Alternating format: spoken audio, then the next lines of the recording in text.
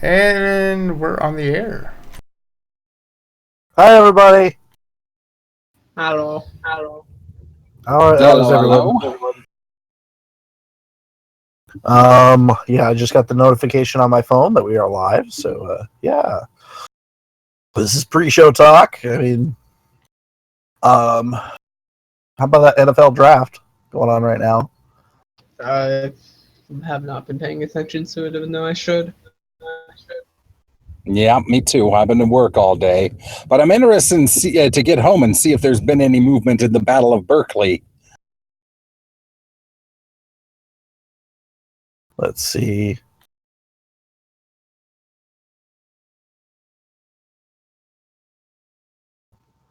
Here we go. All right. He hasn't even noticed yet.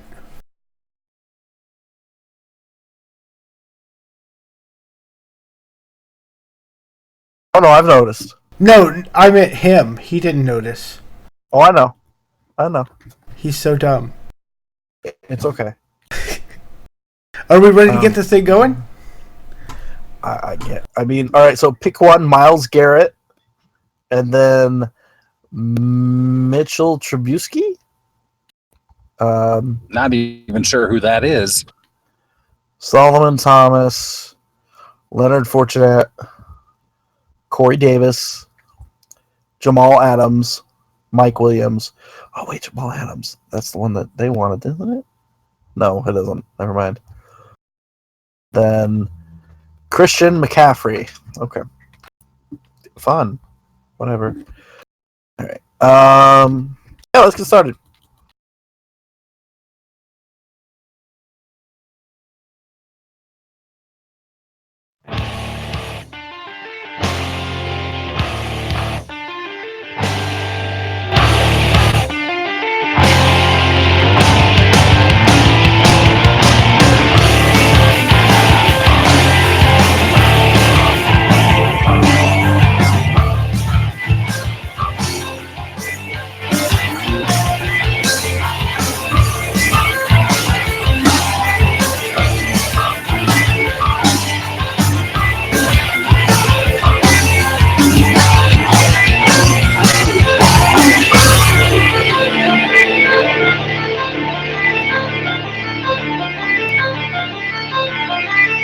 Hey, everybody, and welcome to episode number 255 of Smark Snark. My name is Gunner.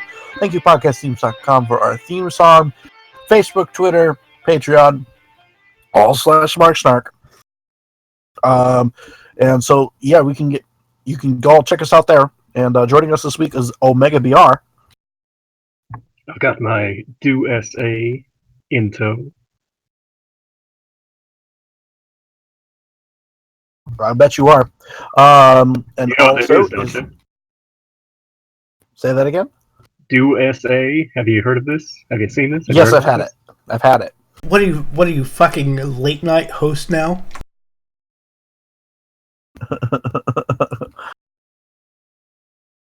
Have you seen this? Have you heard of it? They tried to get Donald Trump as a spokesperson, but he refused, saying it would be too patriotic. Ooh, we're political now. Tiny hands. Lindsay Lohan is in the news. Can we? Speaking of tiny hands, Jacob DDS. Not tiny hands, but fingers are crossed because I have not fucked anything up yet, and we're doing well. Vassar's here. And apparently my cold is too. Vassar's here. Hello. Just waiting on some money, but yeah. Where's here? I have no idea what's going on.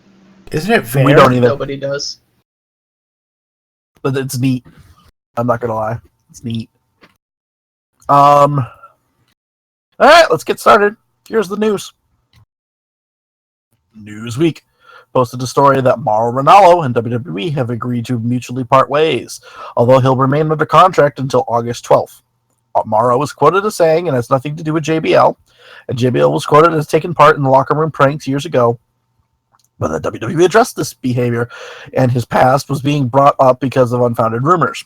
Dave Meltzer reports that the major news outlets working on a story surrounding the Mauro Ranallo situation, hence the timing of his statement. He noted that Mauro was hired himself to give SmackDown a different feel for Ma, but was soon made the butt of jokes and criticized for not being more like Michael Cole. He also mentioned that JBL had a similar incident with another non-wrestler at some point when he berated them for taking time off after the person had a close family member die. Oh, Gibbles. Gibbles, Gibbles, Gibbles. What That's a obvious. cunt. Yeah, it's Now obviously. he's host of Talking Smack. Well, only for that one night, I think. But you know, it's obviously a big fluff piece. Obviously, what happened happened, and you know, I find the whole thing is pretty ridiculous to me, just because I feel like the kind of person, i.e., Morrow, the kind of person who wouldn't necessarily stand up to being bullied. You know, not to say that it happened for months and months. You know, maybe it was just these couple of episodes. But the kind of person who would put up with it is probably also the kind of person who just wants to get along. And like, if he had, and maybe he has, I don't know, if JBL had just apologized, or the company had just apologized and said, you know, this thing happened, it was taken too far, we were just trying, or even JBL, you know, I'm just trying to get you to deal with the etiquette and this and that, then maybe it wouldn't be such a big deal, you know. But at the end of the day, it's not a matter of, as I say this, you know, it probably would have, if it was just JBL and an issue between him and JBL, then that probably would have worked. But from these reports, you know, it's really a matter of Vince and just the company in general, and how, you know, their same old tired song, how they bring in a guy and have these hopes and then almost immediately sour on him. And then suddenly he's not good enough, and they just, you know, whether they job him out or make him the butt of jokes or this or that. And that's just kind of the culture and mentality that Dave Meltzer's been talking about for the past month. Exactly. It's just strange to me that all of a sudden, you know, all of this is coming back up again. You know, it's like, I understand that he's not trying to stir the pot necessarily, Morrow, I mean, but to have JBL be at the center of another controversy, especially, you know, after his Miz incident, if you would, the most famous one of them all, I really think that it's quite interesting to see that more stories and more people are talking about that particular thing, but are avoiding the subject of, you know, oh, JBL didn't bully me. You know what I'm saying? I don't understand why they wouldn't say, okay, JBL, you're off TV because you've done this. Morrow, feel free to come back at any time, and we're going to give you somebody else at the broadcast table. Like, that seems like what any other company would do in that situation. Oh, yeah. Well, but that's the thing, is they don't really want Morrow to be there. I think they kind of, you know, they, not that they use this as an excuse to get rid of him, but, you know, I don't think, it's not like they want him there so badly that they would have done that. You know what I mean? I mean, again, this is a company that'll do what they do, and then they seem more content, rather than trying to make it right, they try to make it go away, basically. And, you know, again, this report that, you know, Morrow, he was brought in and they had certain hopes for him, and then that switched and they wanted him to, you know, fall in line and be like Cole and do the whole thing. And then when he didn't necessarily, just because he's a different broadcaster and a good one at that, then, you know, that's, I mean, it's like, you know, for example, when people get over without permission, you know, or they get over on their own, or oh yeah, I mean, you know, any other thing like that. Ryder, Ziggler. Yeah. Anybody who manages to get over without the company, you know, pushing them to the moon despite everyone pretty much hating that person, you know who, they punish them, and it's ridiculous. But it's representative of the entire WWE as a whole. If you don't fit into that cookie cutter, you're cut out. Well, I think Joey it's Vince. Styles. I don't. Joey Styles is a perfect example of that. Carlito, I would actually put into that same category. Yeah, Carlito was over as fuck. I loved Carlito. I was so surprised when he got Loki, Senshi, Caval. I think Loki kind of had it coming, though, because from what I've heard, that guy's an asshole and just an all-around idiot. The thing I don't understand, though, is, like people that get over on their own, they punish them even though they're super over and they could use them for certain things. Yet, people that aren't over at all, they shove down our throats, and we resent them for it. You know what the most perfect example of that is? Daniel Bryan.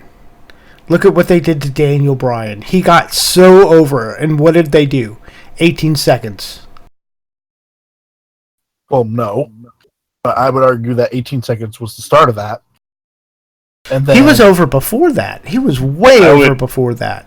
I would say his chant making was him over. making him a member of the Wyatt family Yeah, that was jumping the shark right for there. no reason. Which, by the way, has Which they fixed. not that the Wyatt family's never gotten over, but you know. I could argue. Alright, on to the next. We pretty much called this Jinder Mahal's sudden push. Has to do with promoting growth in India. Excuse me, sorry. Likely a response to Impact's deal to have a TV show produced there. WWE has more social media followers in India than any other country, but doesn't make much money there. We pretty much called this last week. Scott Steiner. They just need Scott Steiner. I'm telling you, Ring of King, Scott Steiner. Oh yeah, Google think it if you haven't seen it, because it's fucking hilarious. It's the most fucking hilarious wrestling thing I've ever seen in my entire life.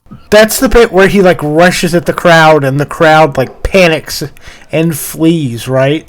Hundreds of Indians. They just run. They just run. That bit is fantastic. If you haven't seen it, definitely get that up on YouTube and watch that at some point because it is fantastic. I wish wrestling was like that more often. Here even. I think I was a little too lackadaisical last week about this topic. The fact that Jinder Mahal went from being a literal jobber to world title contender, and in fact, he stole the belt this week. I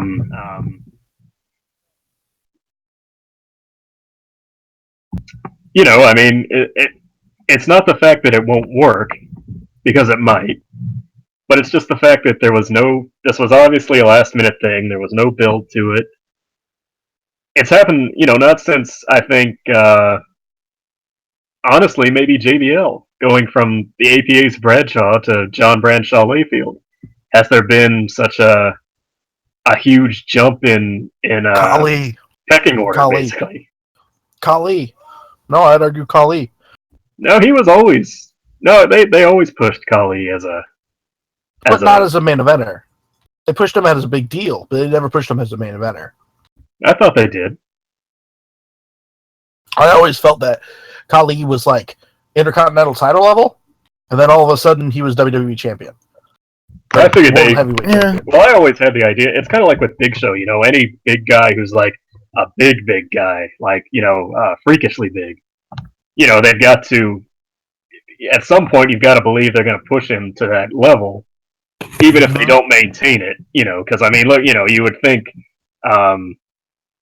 kayfabe-wise, you would think Big Show would be the champion all year, every year, but, he's not. So, you can skip the news bit here.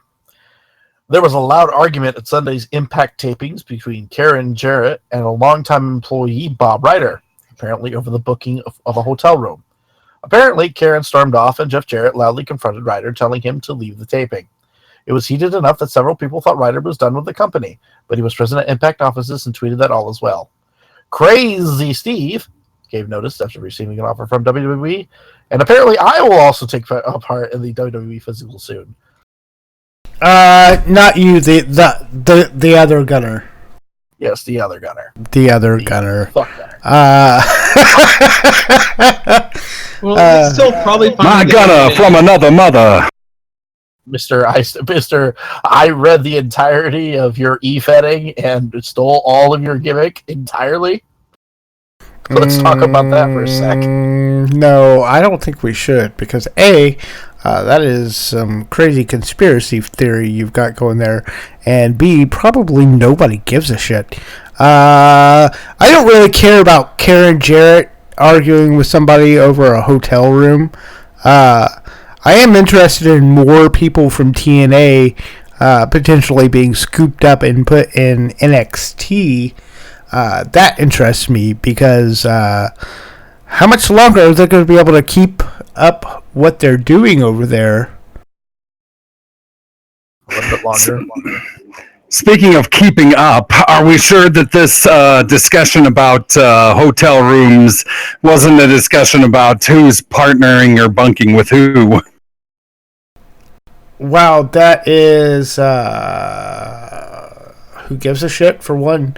Second of all, I'm sure it was over. I believe Matt Jester believes that we're talking about a bunkhouse brawl, and that instead of a hotel room, like at the Marriott, he thinks that they're booking a bunkhouse brawl in TNA, which I wouldn't be terribly surprised if they did. Well, being we're talking about Karen Jarrett, I think we're talking about a bunkhouse brawl, but who knows? That's slut shaming, and we don't do that on this show. Speaking of slut shaming, Sony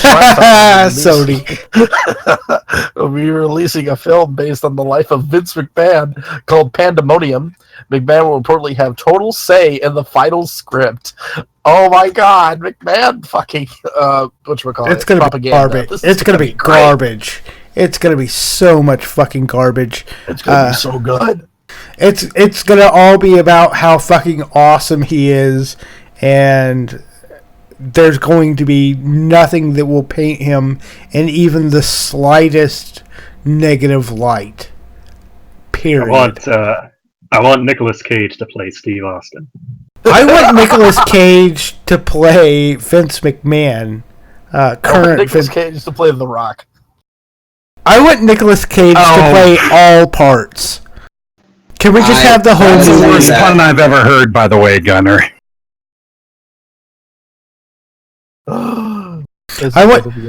Wait, did you say Nicolas Cage played the Hell in a Cell yet? I think Nicolas Cage is going to be the Hell in the Cell. Yeah. It's going to be full of bees. Bees! Anyhow. Speaking of people who look like bees in their uniforms, Shaquille O'Neal claims that WWE told him if there would be a singles matchup with Big Show at WrestleMania. Then they made it a 3 versus 3. Then they canceled it. So he made other arrangements. And then turned them down when they tried to get it going again. Because Shaquille O'Neal actually does business. Okay, how many people had their thumbs in this pie, I want to know. It sounds like somebody got in there and told them this, and another person got in there and told them that, and it's like everybody wanted a hand in this, and that's how they fucked it up. It's probably just normal dumb back office bullshit. It's kind of dumb for him to be talking about it, because now there's no chance it's going to happen at all ever, because he's talked about it. But I'm not fucking disappointed in this, to be honest with you, because this was going to be a shit tier match. It was going to be awful. I think it's one of those things where they got all excited about it at WrestleMania 31, and then by the time WrestleMania 32 rolled around, the excitement had dropped, and they probably still wanted to do it, but they weren't desperate to get it done. It's like a lot of these ideas, like we're going to do Sin Cara versus Rey Mysterio and give everybody in the crowd a mask, and we're going to set the record for most masks in the crowd ever, or whatever. Mm-hmm. All right. Final news bit here. Hot Topic has reached a deal with Kenny Omega and the Young Bucks for various T-shirts to appear in select stores, with the idea that if they do well, they will go national.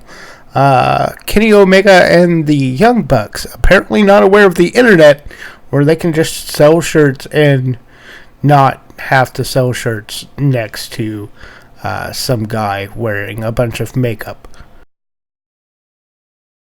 I am so Now. Who's going on now about slut shaming? I am so fucking excited. Why Hot Topic of all places? Well, Because they're kind of edgy, and it's the best place for that sort of thing. well, you know, The teenage wrestling fans that will go in there and buy them. Right, and it's definitely the only company that would probably work with them. I mean, FYE might work with them too, to an extent, but I think that they're less so inclined to do that. But Hot Topic would. They could just sell them on the internet and keep But a they larger do already. share. But the whole point isn't the fact that they sell on the internet; it's the fact that they would have national distribution in a much larger chain. anybody who sells on the internet, ProWrestlingTees.com. anybody who sells on the internet would love to have their stuff in a retail store. I mean, you know, it's interesting because Hot Topic, they have some WWE stuff, not a whole ton. They usually have some shirts, and you know, around WrestleMania time, you know, maybe accessories, pop figures. It seems like WWE has more of a partnership with FYE because you go in there, you've got the Bootios, you've got NXT chocolate bars, you've got t-shirts, the exclusive Funko Pops. Like for the Seth Rollins White Ranger outfit is an exclusive. They're gonna have the Demon Finn Balor exclusive, you know, and a few other things too. And the thing about Hot Topic is, you know, it has the reputation of being the edgy store, which it is, but it also has a lot of pop culture type stuff. I mean, it has, you know, you could buy wrestling shirts there on the normal. Granted, look, it's been a long time since I've been in a Hot Topic. Well, I go in there for comic book stuff, a lot of comic book T-shirts, anime stuff, and bunch of whatever fun stuff I can find. And if I can find some Young Bucks and Kenny Omega gear, that'd be fine too. Why am I not surprised that fucking NetJester shops at Hot Topic? Well, they're the only place that has 5XL. Ooh, sick burn. Yeah, 2 sizes lower than that. Hopefully 3 by the end of this summer. I was getting tall, not wide.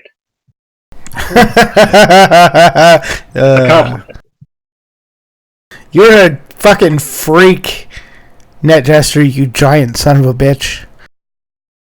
He's like 8 foot tall, and nobody cares.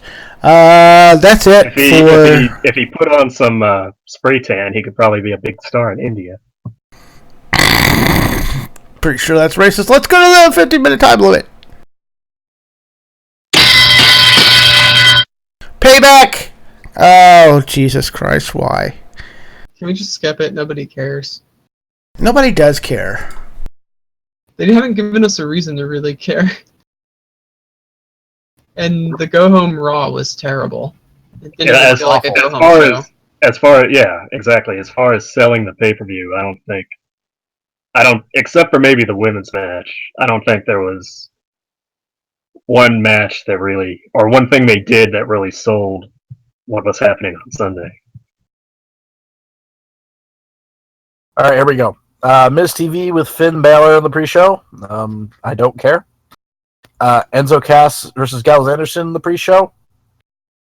Could be fun, but probably we'll just watch Enzo die and Cass go over. Die many times. No. It's just we've seen Anderson, Gallows, and Enzo and Cass 2 million times already. So yeah, it's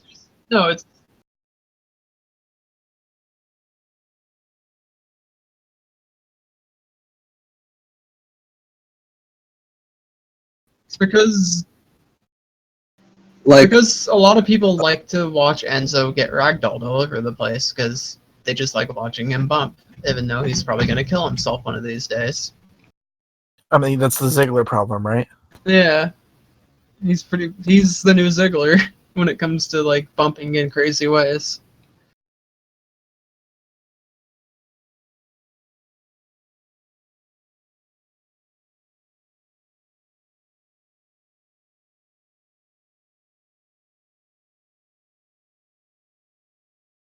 And so no, he seems to that's be not the Cass's point. manager. That's not the point. He's just expected to take cool bumps. That's the big Yeah, thing. then Cass is supposed to save him. That's pretty much every match. All right, moving on. Neville versus Austin Aries for the Cruiserweight title. Please let them wrestle for a long time. Yes, I want them to wrestle a good match. I want them to wrestle a long match. And I want Aries to win the title this time round. I'm leaning toward he probably will. I think if he wins it, he can kind of get a new crop. Not necessarily a new crop, but they're doing this thing with T.J. Perkins. That would make a little more sense if they feuded over that. Maybe get some of these other names like Drew Gulak, who's doing his CZW gimmick now on 205 Live. Yep.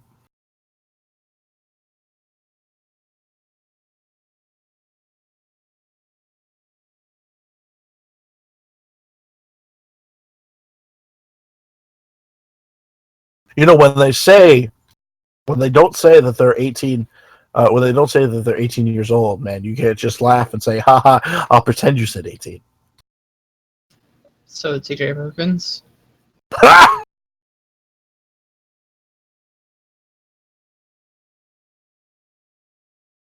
realize she's been with Neville for weeks, right? He's been with Neville for a total of 6 weeks, right?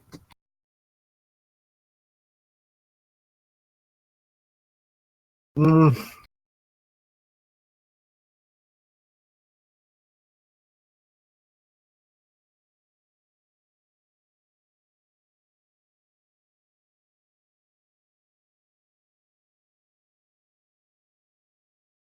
Well, it's not that he's been a good guy the entire time. It's been the fact that he wants to get close to Neville and That's what I'm saying.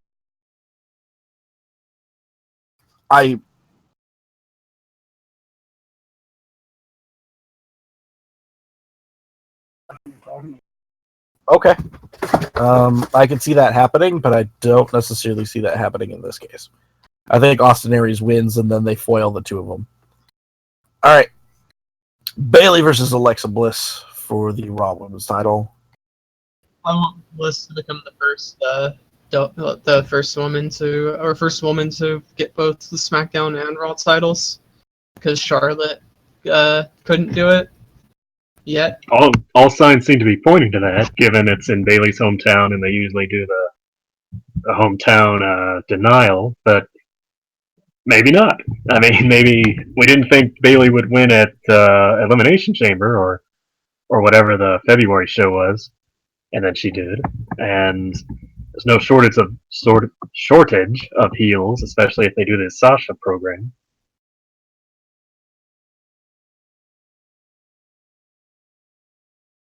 But I do hope they both steal Naomi's rear view and try to do it to each other at the same time.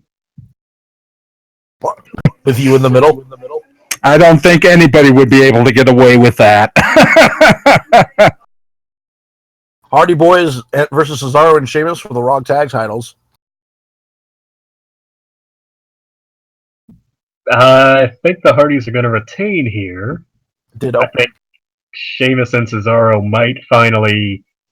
I think they're going to retain and they'll go for the handshake, and then that's when Sheamus and Cesaro will finally kind of pull them in and beat them down afterwards, which would probably be a bad idea because Sheamus and Cesaro finally started to get over pretty good, but, c'est la vie, them's the breaks. Exactly.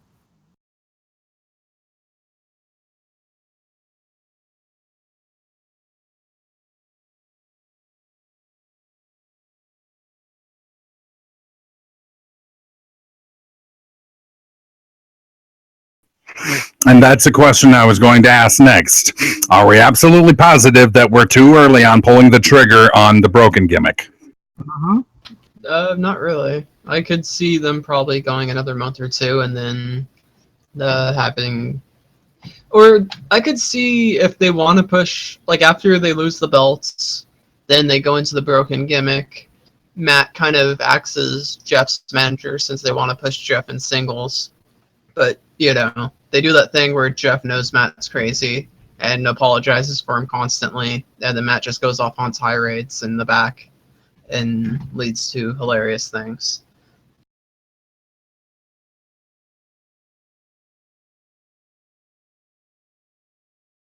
I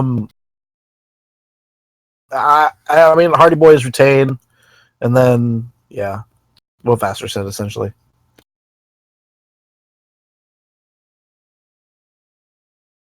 Roman Reigns got here to so boring, and Braun Strowman, who's the goddamn juggernaut.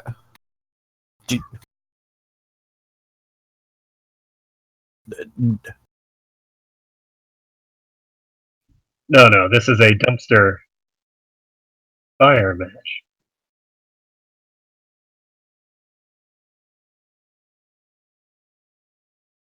Hey, Yankum. You now realize that Kane has been off TV for months. So, Well, for a good reason, remember, he's running for mayor of his hometown.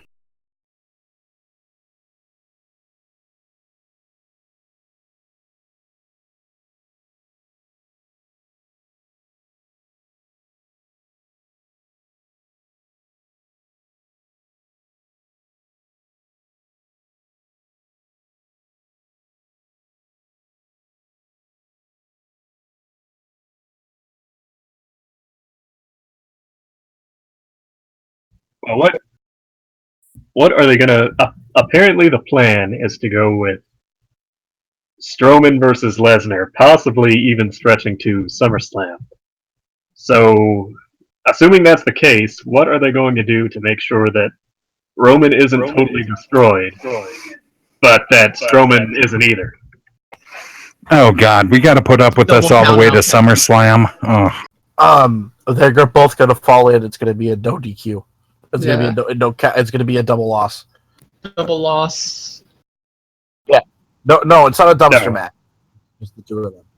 It's going to be this no DQ, double finish, get knocked out, crazy spot. Like they both get knocked out, like outside the ring, or like they run up to the stage, and like Braun runs Roman through the stage, and then they're both like laid out afterwards, like they did with Cena and Ryback a couple years ago. Yes, Cena and Ryback. That's exactly what I was going to say.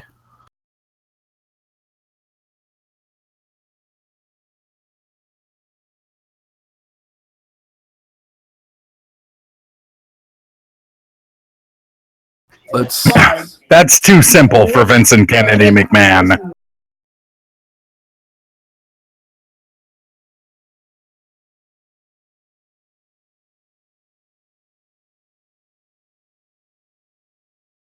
All right, Jim Cornette.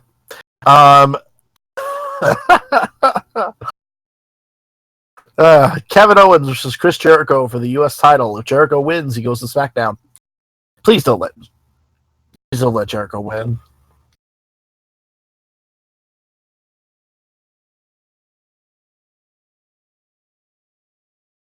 I could see that happening. A one-night title reign? I can see nights. Owens just staying on SmackDown. I think Owens will win. Because Owens has to win, because Jericho's the one that's leaving. Jericho gives him. Well, Jericho could win via shenanigans and then have their rematch on SmackDown, and then Owens have loser leaves SmackDown. Yeah. Loser leaves SmackDown. Or loser leaves the company or something like that. Seth Rollins versus Samoa Joe.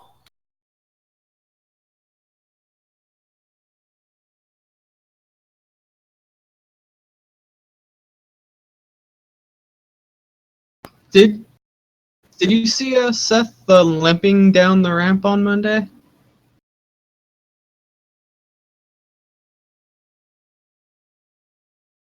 Because when he ran down the ramp, he was heavily favoring his good leg. So it seems like he's still in pain.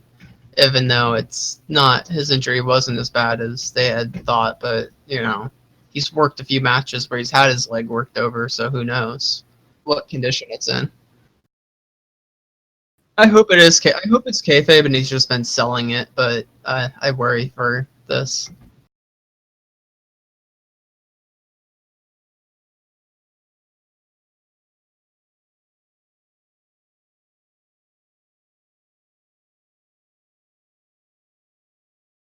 Yeah, because you can't tell if they're actually injured or if they're just selling kayfabe for weeks on end, and it's just a weird place to be because of some of the bad injuries that have happened in the past few weeks. Also, yeah.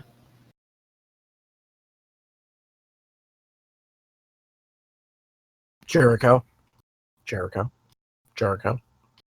69 sacks. Jericho.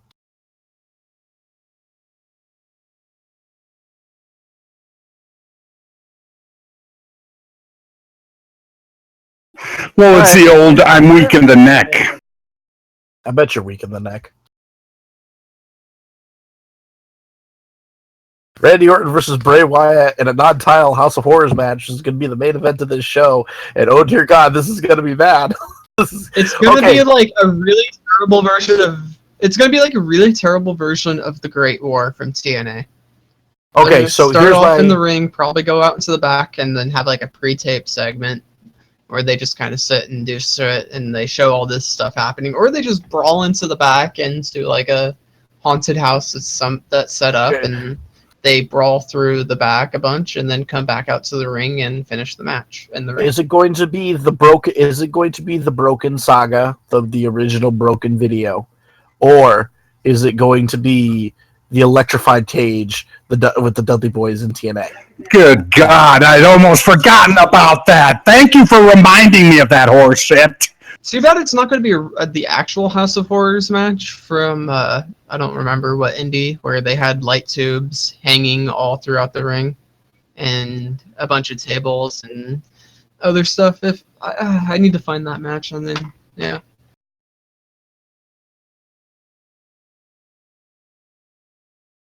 Just various weapons.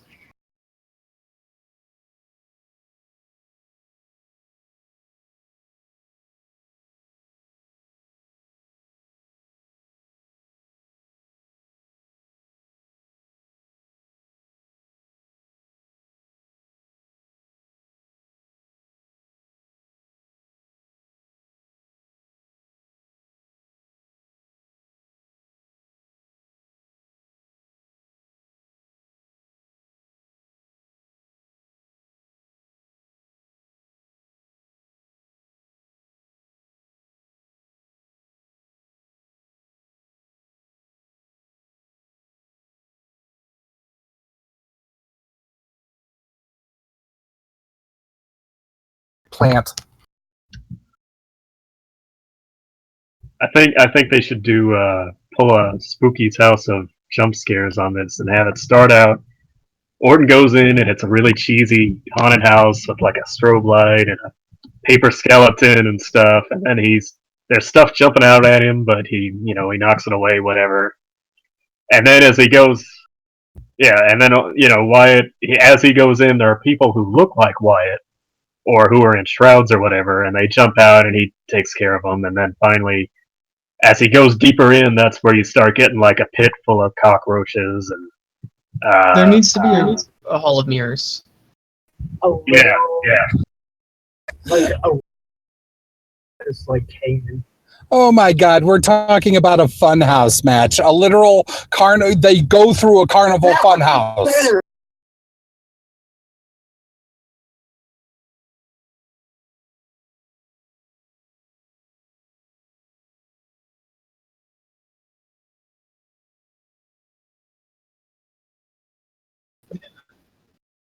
Just have the like a pre-tape match in the funhouse, and then like have them run out of it, and then run down the ramp like it was in the back. That's pretty much what they're going to do. They're going to give you 5 to 10 minutes of being in the funhouse, and then they'll run down to the ring, and then they'll do the rest of the match in there like a normal match, And then they'll pin each other, 1, 2, 3, game over. So all they have to do is half a match, which is the best part. Oh God! So we're all looking forward to this, if for no other reason, to see how much dog shit it's going to be. I'll give anybody 1 to 10 odds that Doink shows up. Oh, sweet Christ! He can't show up. I want him to show up, but he can't. I'll take that bet. I bet he doesn't.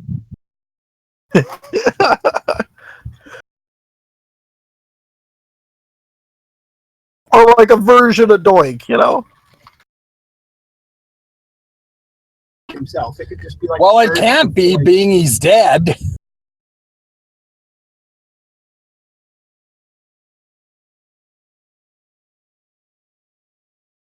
One large doink, 3 mini doinks. We're talking. We're trying to talk about the pay-per-view here, Yank. I'm not your last Saturday night. There we go. All these doinks you got going on. I want Ratings. I want the haunted house Clean draw part through. to be more than a match, because the match won't be very good. If you're gonna go garbage, go full And garbage. Randy Orton wins. And Randy Orton wins.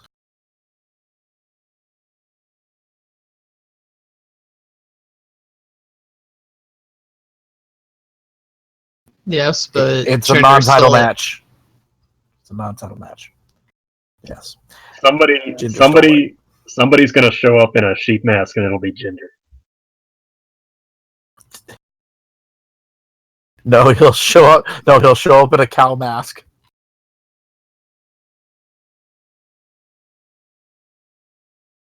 And now it is time for the ratings. Starting off as usual as TNA Impact Wrestling with 320,000 viewers, up from the 302,000 viewers the week previous. On to Raw with a very low rating, 3.007 million, down from the 3.346 million the week previous. And finally, on to SmackDown, 2.493 million, down from the 2.544 million the week previous. And that is it for the ratings.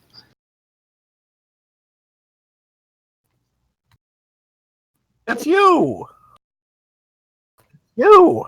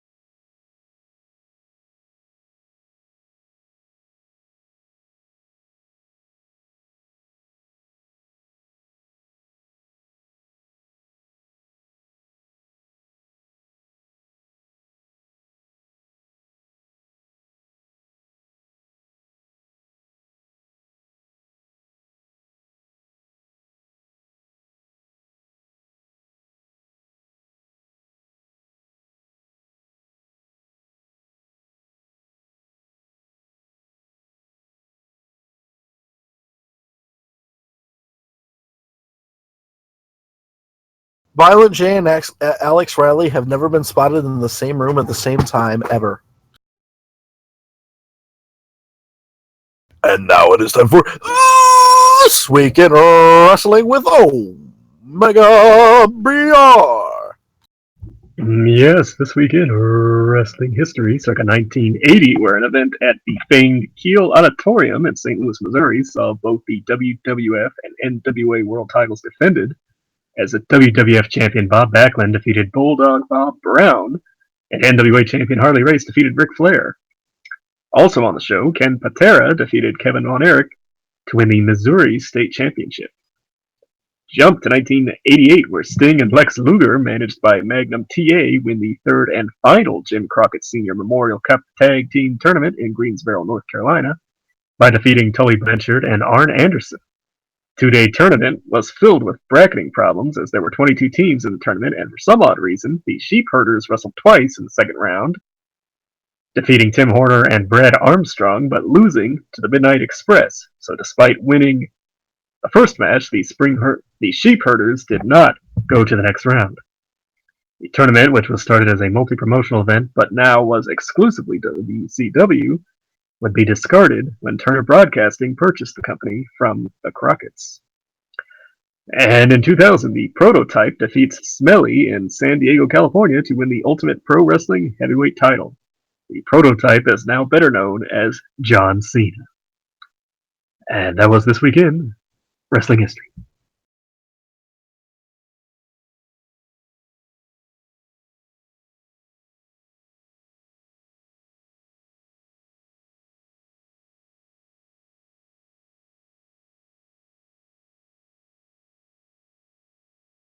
Never again. Happy Trails. Happy Trails to Yankum DDS, who've left the show out of embarrassment for using a meme from last year. Never. Happy Running Trails to that meme Renee into the ground. Young, who revealed her wedding to Dean Ambrose happened spur of the moment after he purchased a ring as they were going to bed, and they called a pastor to come to their backyard at 1 a.m. And happy trails to Ric Flair and his fiancée, Wendy Barlow, after the latter was in a serious car accident. So hopefully his fiancée will be doing better soon. I'm liking this traditional show, by the way. What should we watch this week in wrestling? Net Jester.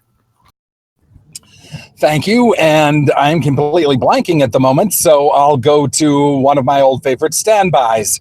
Once again, being we're talking about Ric Flair, for historical reference, watch Ric Flair wield a barbed wire baseball bat in his ECW heavyweight title match with The Big Show. Ooh, damn, yeah, that was good. That was fun. Man, good DDS. What should we watch this week in wrestling?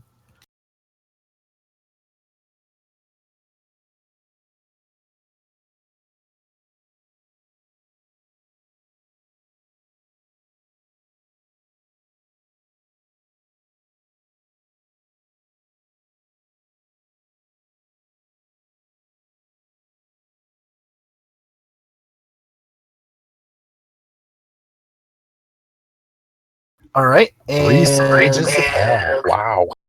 Vassar, what should we watch this week in wrestling?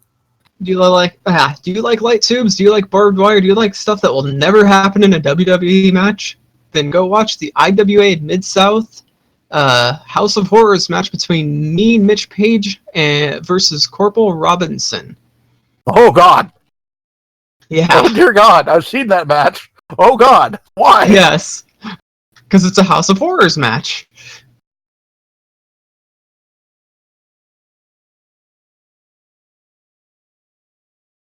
Oh Jesus Christ! Omega BR, what should we watch this week in wrestling? Please purge us. I was going to say the promo between Alexa Bliss and Bayley on Raw, because it was probably the best thing about the show. And it wasn't even that good. It kind of plays into Alexa's character, and she asks Bayley if she's ever even kissed a boy.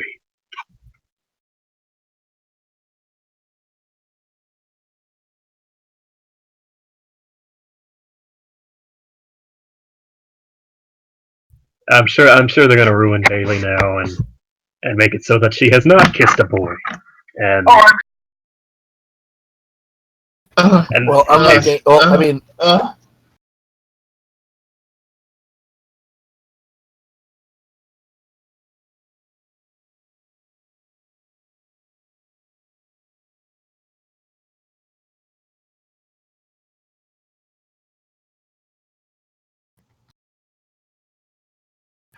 Alicia Fox. Alicia Fox, talented. I don't know. Do you see her match with Dana Brooke?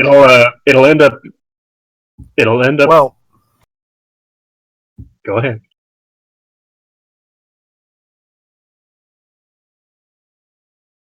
Yeah, but that was years ago when she still could wrestle and wasn't covered in ring rust. I'm Well, glad. yeah.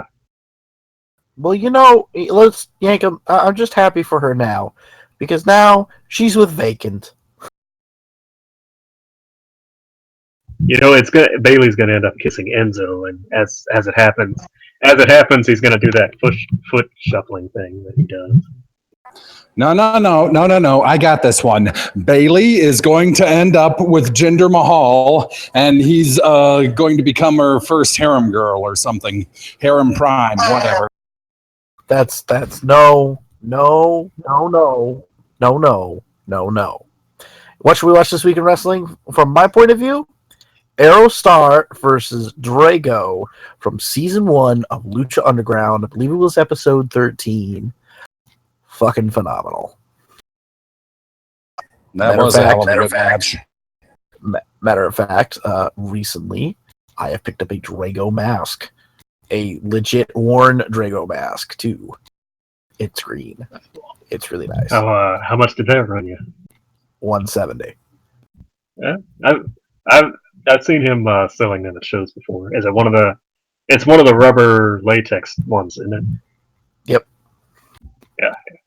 He signed it. It's got a little rip in it where he would put it on, and yeah, it's got the tail. It's fucking sweet. Nice. All right, thank y'all for listening. We really appreciate it. Maybe be sure to check us out on social media, the Facebook, the Twitter, Patreon us, because this ain't cheap. Thank y'all for listening, and remember, take care. Spike your hair. Yay, I made it to the end of a show finally before having to punch back into work. You know it. Good night, Bunker.